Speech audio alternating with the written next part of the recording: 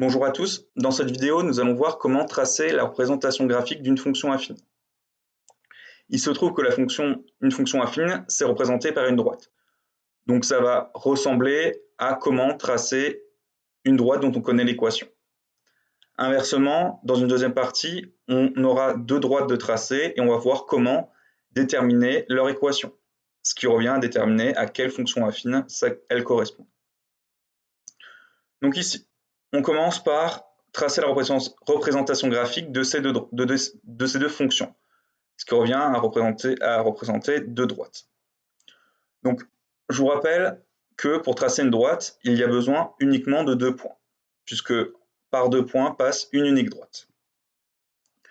Donc une fonction affine, je vous rappelle, c'est sous la forme f de x égale mx plus p. Donc une constante fois x plus une autre constante. La première constante ici, 2/3, c'est le coefficient directeur. Et ici, le plus 1, c'est l'ordonnée à l'origine. Donc pour placer le premier point, on va utiliser l'ordonnée à l'origine qui vaut ici 1. Donc l'ordonnée à l'origine, comme son nom l'indique, ça va être, si on se place sur l'ordonnée, on va avoir la droite qui passe en 1 sur l'ordonnée, sur l'axe des y. On obtient un premier point. Pour obtenir le deuxième point, je vais utiliser le coefficient directeur. Donc ici, on a une fraction. Le dénominateur, donc 3, ça va correspondre au déplacement horizontal, donc selon l'axe des abscisses.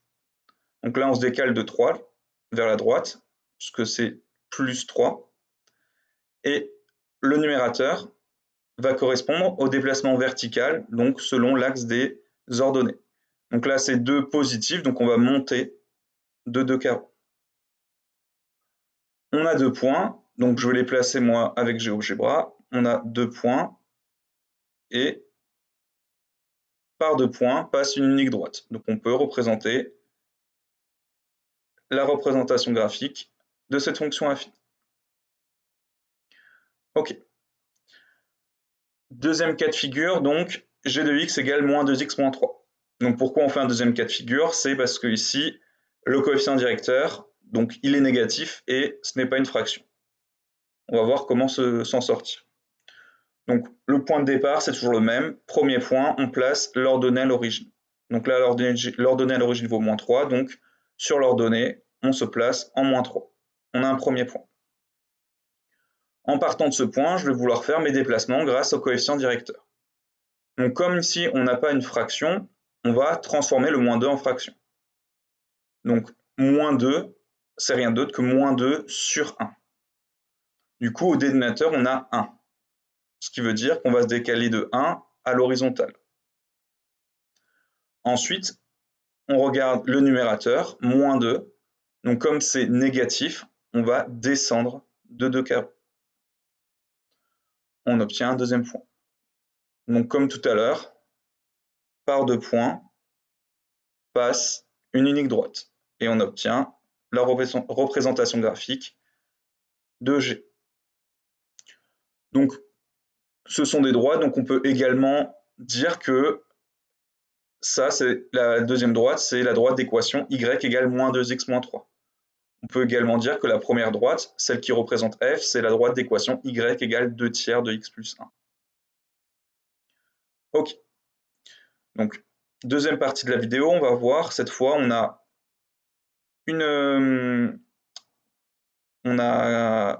deux droites qui sont tracées.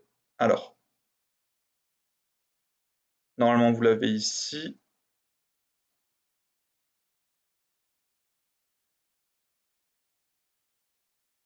Ok. Donc ici, vous avez deux droites qui sont tracées et on va voir comment déterminer leur équation. Donc, ce qui revient à trouver quelle fonction affine ces deux droites représentent. Donc, on va commencer par la première droite ici. Donc, on sait que son équation est de la forme y égale quelque chose x plus une constante, plus quelque chose. Donc, coefficient directeur fois x plus ordonnée à l'origine.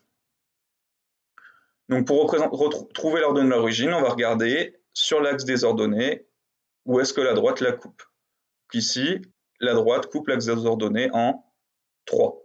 Du coup, mon ordonnée à l'origine vaut 3. Ensuite, je veux chercher le coefficient directeur.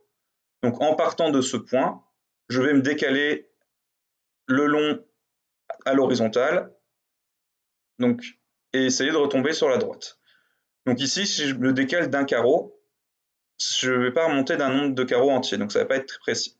Imaginons que je me décale de 2 carreaux, de nouveau, ce n'est pas suffisant. Par contre, si je me décale de 3 carreaux, je vois qu'il me reste plus qu'à monter de 2 carreaux. Donc tout à l'heure, on a vu que ici, 3, le déplacement horizontal, selon l'axe des abscisses, c'est le dénominateur de mon coefficient directeur. Donc ici, le dénominateur du coefficient directeur vaut 3. Ensuite, pour retomber sur la droite, on monte de 2 carreaux.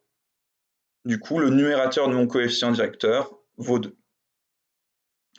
Et on a obtenu l'équation de la première droite. Pour la deuxième droite, de nouveau, même principe, c'est de la forme y égale quelque chose d'x plus autre chose. Comme tout à l'heure, on commence par chercher l'ordonnée à l'origine. Donc on se place sur l'ordonnée et la droite le coupe l'ordonnée en moins 3. Donc l'ordonnée à l'origine vaut moins 3. Ensuite, de nouveau, on part de moins 3, on se décale vers la droite et on essaye de retomber sur la droite. Donc si je décale de 1 carreau, c'est pas suffisant quand je redescends. Si je décale de 2 carreaux, c'est pas suffisant. 3 carreaux, pas suffisant. Je vais décaler du coup de 4 carreaux. Donc je sais qu'au dénominateur de mon coefficient directeur, ça va être 4. Ensuite, là, c'est pas monter qu'il faut, c'est descendre. Donc je vais descendre de 1, mais comme je suis descendu au lieu de monter, je vais rajouter un moins devant. Et du coup, mon numérateur, c'est moins 1. Et du coup, l'équation de ma deuxième droite, c'est y égale moins un quart de x plus moins 3, c'est-à-dire y égale moins un quart de x moins 3. Alors, il y a 2 cas de figure particuliers qu'on n'a pas vu dans cette vidéo. Premier cas de figure, c'est si jamais ici j'ai une droite qui passe par l'origine. Ici, en fait, ça correspond à il y a uniquement un coefficient directeur. Donc ici, c'est y égale un quart de x plus 0, donc juste un quart de x. Il n'y a pas d'ordonnée à l'origine, puisqu'elle vaut 0.